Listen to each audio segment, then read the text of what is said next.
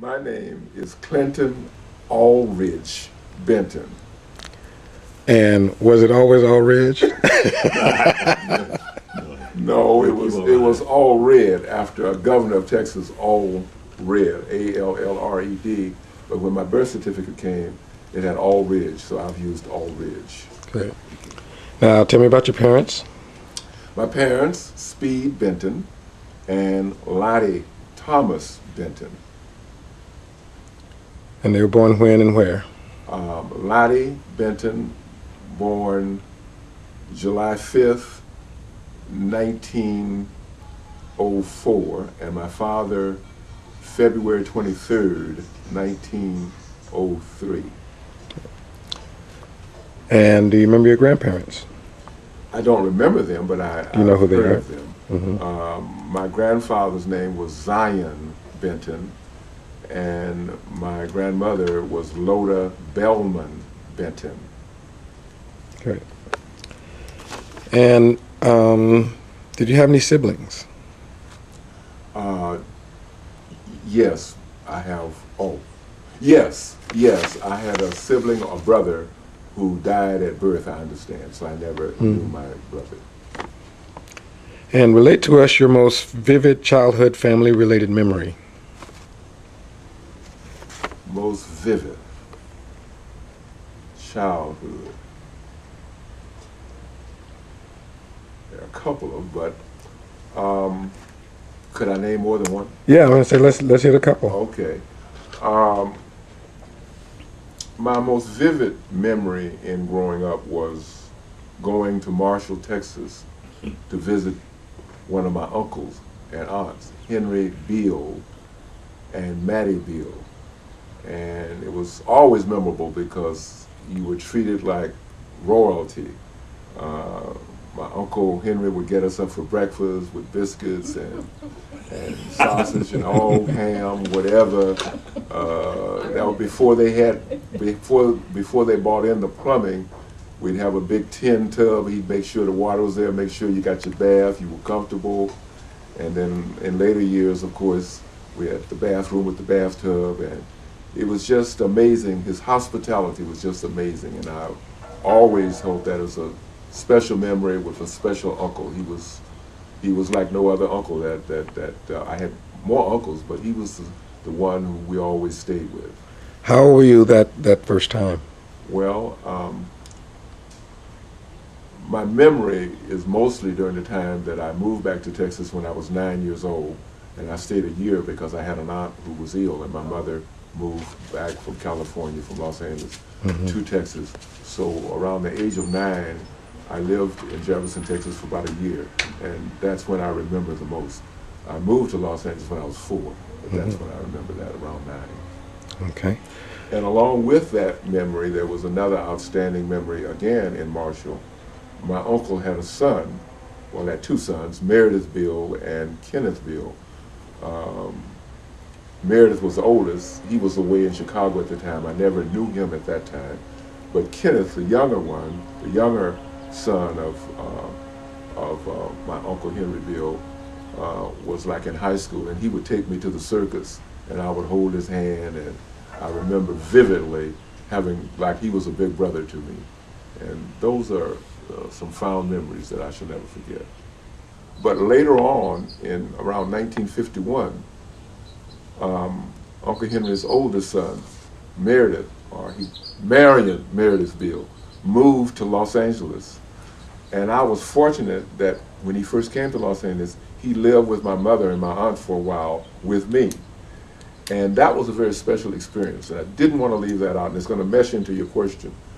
But my cousin sitting here was an influence on me when I was a teenager, because at that time he came here, and I had heard of him as one of the fastest typists in the world, and he had typed over 100 words a minute. And when he came here, he worked for the VA, and I had a chance to meet him, and that was an inspiration to me as a teenager in my going to school. And I ended up taking typing in school and ended up being a business teacher, teaching bookkeeping and typing, one of the first business teachers. And at that time, Afro-American business teachers were few and in between. And so his inspiration of knowing what he had accomplished as one of the fastest typists, certainly in the United States, was an inspiration to me. And he was like a big brother when he came to live with us. And so there's a very special closeness that I have with also Marion Meredithfield. Great. Now, who is your oldest living relative? My oldest living relative is Loda Jackson Thomas. Mm-hmm. And how are you related? Second cousin, related through my father's side, Benton. Her mother and my father were sisters and brothers. Mm-hmm. And about how old is she now? I believe, I don't know exactly, but she's plus 90. Mm-hmm. Yes. What would you like for this family reunion to accomplish in the lives of those attending? Well, what I would hope that it would accomplish when the younger generation and the older generation get together in a family reunion is that the wisdom and the overcoming of the older members, that it would be remembered by the younger people. And especially that can happen even before the older generation dies. Many times at a funeral or a homegoing service, we say we want to remember the legacy of this person. But to know that legacy while that person is living, to me, is something special.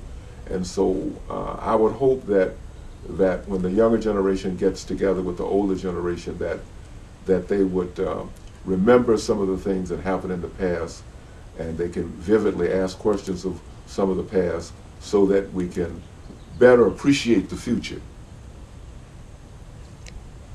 How would you like to be remembered? Well,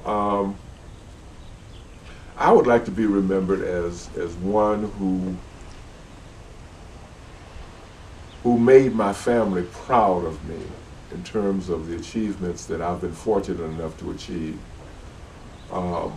so that the younger generation can see that if I could accomplish what I've accomplished, they can even do better. And so I would like to be remembered for my educational achievements, most of all for my spiritual achievement. I'm also a pastor. But I would like to be remembered that I was one in the family who earned a Doctor of Philosophy degree, following my cousin, Dr. Christine Benton Cash, who was the first black woman in the state of Texas to receive a PhD degree from the University of Wisconsin. And I've held that very dear. And that I was able to likewise achieve that, and to have other of my younger generation to see that I achieved that, not because I'm so good or better than anyone else, but that if I could achieve it, that they can too. That is something. And of course, my ministry experience being a pastor, and that is very special to me, that they would remember God and their belief in a God. And that's important to me, that I was able to achieve both being a pastor and the degree of educational achievement. I would also like to be remembered in terms of family, that I've been fortunate to have been married as of this point 42 years to the same woman. That's very special in the world in which we live today. I feel that I was really favored by God to have met Henrietta, my wife, for 42 years, and that's very special to me, and to have a daughter, Heather, and to see, as a matter of fact, she's going to be graduating from law school in a few days, May the 15th, from one of the top 20 law schools in the nation, George Washington University in Washington, D.C.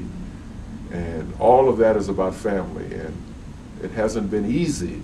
There's been ups and downs, but to know that God has favored us in that way, to have a wife for 42 years and to have a family that we have, that's very special.